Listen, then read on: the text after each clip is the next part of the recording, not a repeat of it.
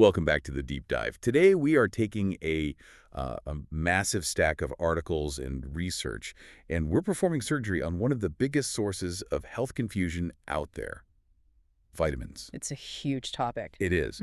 And our mission is to give you a high-speed, comprehensive guide to the essentials, the specific nuggets that actually influence your health and the products you choose. Right, how the body actually uses what you consume. If you've ever stood in the supplement aisle just feeling totally overwhelmed by acronyms, different forms, all the conflicting advice. Which is most people. Exactly. Okay. Consider this your definitive cheat sheet. Okay, let's unpack this. We have to start with the most fundamental divide, the classification itself. Water-soluble versus fat-soluble. Why does this basic chemistry matter so much? Well, it matters because that chemical structure, it dictates everything. I mean, everything about how your body handles them. And that's essential for understanding bioavailability. Bioavailability, so what you can actually use. What you can actually use. If something is fat-soluble, it means it doesn't dissolve in water, which, is what your blood is mostly made of. Okay, that makes sense. So here's the core rule, the Okay. one thing you need to internalize right away.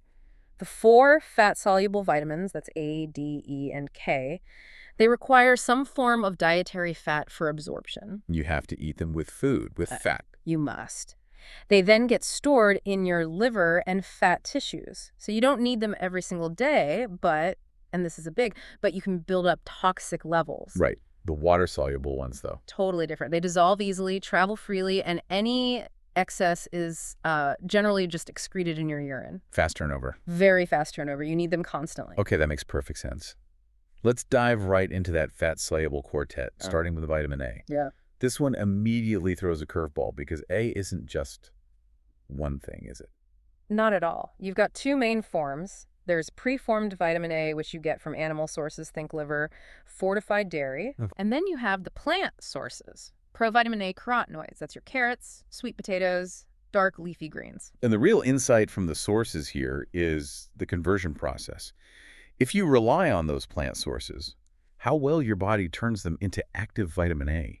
It varies hugely. Hugely. It's based on 3 key things. Your genetics, your overall fat intake, and even your age. So what works for my conversion rate might be completely inefficient for yours.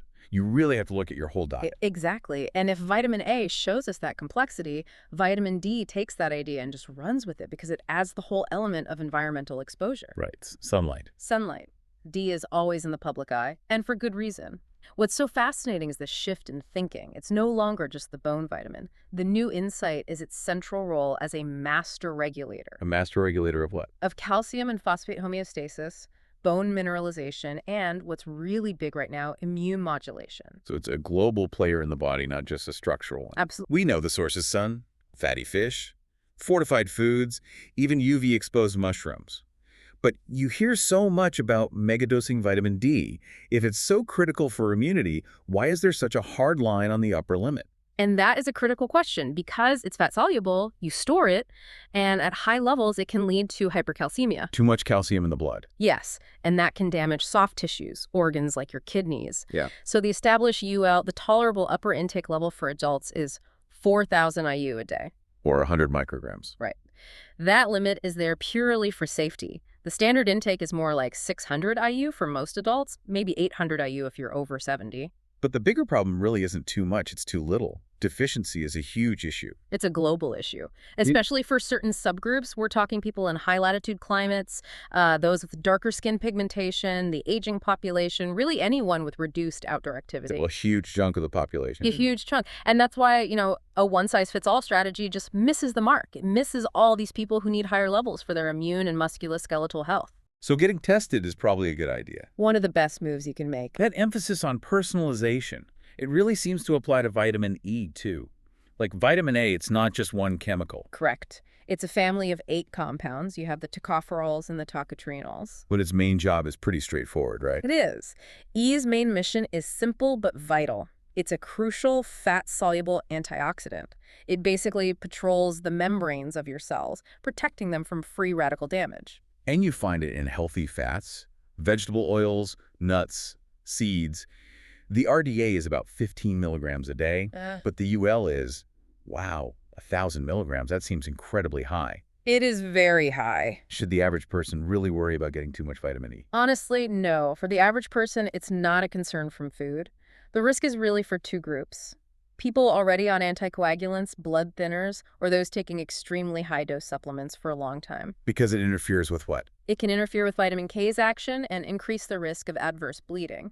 Which brings us directly to vitamin K, the other half of that coagulation equation. Again, the two forms here. Right. K1, or phylloquinone, which is mostly from plants like leafy greens, and then K2, the menaquinones, which you get from animal products and, interestingly, fermented foods like natto. And its functions are crystal clear. Absolutely. It's critical for blood coagulation activating clotting proteins, and it plays a vital role in bone metabolism by activating a protein called osteocalcin. The AI is around 90 micrograms for women, 120 for men, no UL from diet, which is good to know. Correct. But here's the interaction that stands out to me. The one with anticoagulants like warfarin. That's the big one. If you're on that medication, a stable intake of vitamin K isn't just advised, it's medically monitored. Consistency is everything. What's also fascinating is the biological connection you mentioned. The gut bacteria. Yes, our gut bacteria contribute significantly to our K2 production. It's an amazing point. Your digestive system isn't just absorbing nutrients, it's actively synthesizing some of them. It just highlights how connected our nutritional status is to our microbiome health. It's all one system. That is a powerful note to transition on. So let's shift gears. We've covered the fat-soluble vitamins you store. Now the water-soluble ones. These are the fast turnover workhorses of metabolism. Let's start with the big one, vitamin C. Ascorbic acid. Everyone knows it for antioxidant defense, but its two most critical structural functions often get overlooked. Which are? It's essential for collagen synthesis, so wound healing, connective tissue, and it dramatically improves non-heme iron absorption from plant sources. So eating your iron-rich beans with some berries or peppers actually helps you use that iron. It's a perfect synergy, a fantastic takeaway. The RDA is around 90 milligrams for men, 75 for women. Deficiency is, of course, scurvy, but the UL is 2,000 milligrams a day. Why the cap? It's not about life-threatening toxicity like with the fat-soluble group. The cap is mainly there to minimize potential GI, upset diarrhea, that kind of thing, or maybe kidney stone risk in people who are already susceptible. And we're even seeing innovations here, right? Things like liposomal vitamin C. Yes, claiming enhanced tissue delivery. It just shows how the industry is constantly trying to improve absorption for nutrients we thought we completely understood. That drive for efficiency is critical, especially when we get to the B complex. This isn't just a list. It's a whole team of coenzymes. It's a team that drives the entire energy conversion process. Okay, let's slow down and hit the ones with the biggest impact on energy and neurological health. Let's start with B1 thiamine. It's the coenzyme that helps kickstart energy metabolism deep in the TCA cycle. Deficiency is rare now, but it leads to Beer-Berry. And Wernicke-Korsakoff syndrome, which is often linked to chronic alcohol use since alcohol just tanks its absorption and utilization. No UL, but it's incredibly powerful. Then you have its partner, B2, riboflavin. Key player in redox reactions. Deficiency, or erboflavinosis, gives you those visible symptoms cracks at the corners of the mouth, swollen tongue. And a practical note for manufacturers. B2 is very sensitive to light and heat. A huge stability challenge. Then there's B3, niacin. Drives energy and DNA repair through NAD and NADP. Severe deficiency is pellagra, the disease of the 4Ds. Dermatitis, diarrhea, dementia, and Death. And because high-dose niacin is used for lipid management, its UL is strictly controlled at 35 milligrams a day to limit that uncomfortable flushing and, more importantly, the risk of liver damage. the risk of nerve damage brings us to B6, pyridoxine. Essential for amino acid metabolism, neurotransmitter synthesis, it underpins cognitive function, mood. It is one of the water-soluble vitamins with a very strict UL. Absolutely, 100 milligrams per day. That's to prevent the risk of sensory neuropathy from taking too much for too long. And if you're looking for the active form, you'll see P5P on the label. Okay, now for the powerhouse duo, B9 and B12. Yes, B9 folate or folic acid is just crucial for DNA synthesis. Folate is the food form, folic acid is the synthetic one. And the big public health win here is its role in preventing neural tube defects during pregnancy. It's one of the greatest public health successes of the last century. The recommended intake is 400 micrograms DFE. And the UL is very specific, 1,000 micrograms, but only from supplements or fortified foods. Why that specific cap? This is so important. It's the B12 masking risk. That cap exists to stop high B9 intake from hiding a B12 deficiency. How do you hit how? Okay, think of it this way. B12 deficiency causes two main problems: a specific type of anemia and neurological damage. High folate intake. It fixes the anemia. So it tapes over the silent alarm. Exactly. The patient feels better, but all the while, the neurological damage from the unaddressed B12 deficiency is just continuing silently in the background. It's incredibly dangerous. Which leads us right to B12 itself. Cobalamin, essential for DNA synthesis and, crucially, neurological function. The RDA is tiny, just 2.4 micrograms. And here's the other critical concept you have to know about B12. Its absorption requires intrinsic factor. The security guard. The security guard. It's made in your stomach, and it's required to unlock and escort B12 across the intestinal wall. Without that guard, B12 just stays outside. So deficiency risk goes way up with a few key factors. 4 big ones: age, as stomach acid decreases; pernicious anemia, an autoimmune condition that attacks intrinsic factor; strict vegan diet, since B12 is only in animal products; and Common medications. yeah, Like metformin or PPIs, the acid reflux drugs. yes, anything that reduces stomach acid interferes with B12 processing.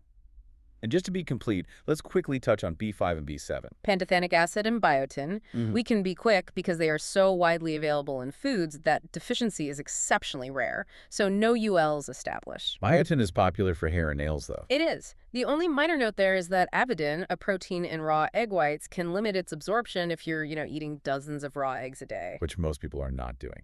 Okay. Okay, so what does this entire catalog mean for you, the listener? It means vitamins do not work in isolation. We have to talk about bioavailability and interactions. Right. It all comes back to that. So let's reinforce the number one practical takeaway. Fat-soluble vitamins A, D, E, K, you must consume them with dietary fat. They need that escort. Must. And beyond that, you have those positive synergies, like vitamin C helping you absorb that non-Ham iron. But we also can't ignore the medication conflicts. No, you can't. Fat blockers like orlistat reduce fat-soluble absorption, which makes sense. And antibiotics can really alter your gut microbiota, impacting your K and B12 status. And if we connect all this to the bigger picture, it seems like there are two major forces shaping nutrition today. There are. First, the incredible success of fortification. Putting vitamin D in milk and folic acid in grains has saved thousands of children from neural tube defects. It's a massive public health win. And the second force is personalization. Driven by science, we're seeing huge advances in substrate forms, like the methylated B vitamins 5-MTHF and methylcobalamin. These are the active forms. Exactly. Your body doesn't have to convert them, which is crucial for people with common genetic variations that limit that efficiency. So that personalization plus genetic testing is driving this move toward tailored supplements. We're moving past just avoiding deficiency to, what? Optimized delivery. Optimized delivery based on your unique needs. That's the goal. The age of the generic one a day is passing. The best products going forward will deliver evidence-backed benefits with transparent labeling using the most bioavailable forms. That optimization, though, it has to start with the fundamentals. So, final practical guidance for you. Yeah. Always stress that food-first mindset. Absolutely. A varied diet, fruits, vegetables, whole grains, lean proteins that should meet most of your needs. Use supplements to address specific diagnosed deficiencies or dietary restrictions, ideally with some guidance. Right. And to recap the practical takeaways, monitor those ULs, especially for stored vitamins like D and E, and the B vitamins with nerve risk, B6, or liver risk, B3. And use smart timing. Take your fat-soluble vitamins with the meal containing healthy fats to guarantee absorption. Perfect summary. And here's a final provocative thought for you to mull over.